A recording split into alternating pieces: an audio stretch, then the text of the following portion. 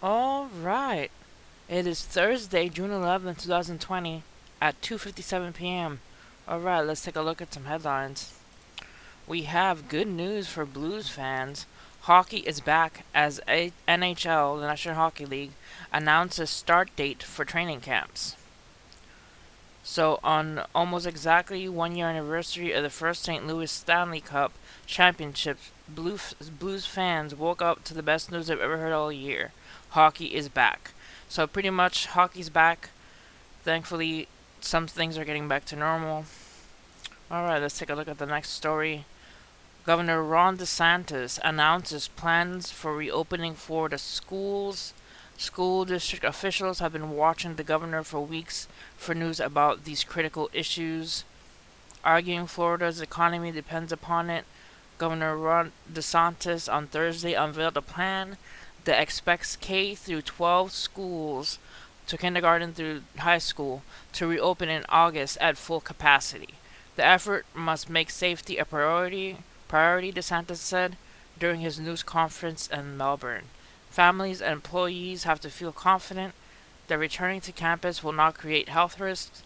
The plan includes many ideas about disinfecting, cleaning, and social distancing, as well as possibilities for when distancing is not possible, such as on buses. So, at the same time, according to the plan, the schools also must operate with a clear sense of purpose as they get back to business, closing achievement gaps among groups of students, many of whom might have suffered leading losses during a spring of distance schooling, should drive the moral imperative, the plan says. We have a great opportunity to get back on good footing, DeSantis said. As the news conference, I know our kids have been in difficult circumstances. Getting back to the school year is almost going to be a really, really important, as well as to the well-being of our kids. Alright, so they have the possibility of opening the Florida schools. At least that's the plan for DeSantis.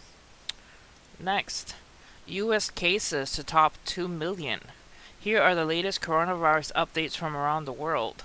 It says as states have reopened, businesses and the life in the U.S. is starting to regain a sense of normalcy. A leading health expert is warning we are still in a pandemic, and confirmed cases of coronavirus in the U.S. topped 2 million on Wednesday. Many people remain vulnerable to the disease, and the pandemic will continue as long as there is readily transmittable virus and a population with little or no immunity to it, said Dr. Jay Butler, ahead of the COVID-19 response at the Centers of Disease Control and Prevention. The news comes as the U.S. is now officially in a recession, bringing an end to historic 128 months of economic growth. Here's what you need to know. So pretty much, U.S. cases top 2 million. So we're getting up there again. And it says, amid confusion, the World Health Organization clarifies that COVID-19 can be spread without symptoms. Tuesday's statement follows a comment from a WHO expert saying asymptomatic spread was very rare. A World Health Organization expert clarified Tuesday that the coronavirus can be spread by people showing no symptoms, a day after sparking widespread confusion by saying that such asymptomatic spread of COVID-19 was very rare. So, supposedly it's rare, but I guess it is possible. And let's take a look quickly here at my Twitter. This I found funny. It says, I was right now years old when I realized that Doc Brown invented Dr. Pepper, established in 1885. Oh, that's funny. Also, over 200,000 are still without power across Michigan following Wednesday's intense thunderstorms, AccuWeather. So it's Michigan without power, at least some parts, because of the thunderstorms. And here's Cranky Weather Guy saying a lot of activity with the part on the front. We're interested in it for the continued unsettled weather. And you see here the storms going from South Carolina across North Carolina and parts of Virginia. It looks almost like a derecho, but it's pretty much a line of thunderstorms. Alright.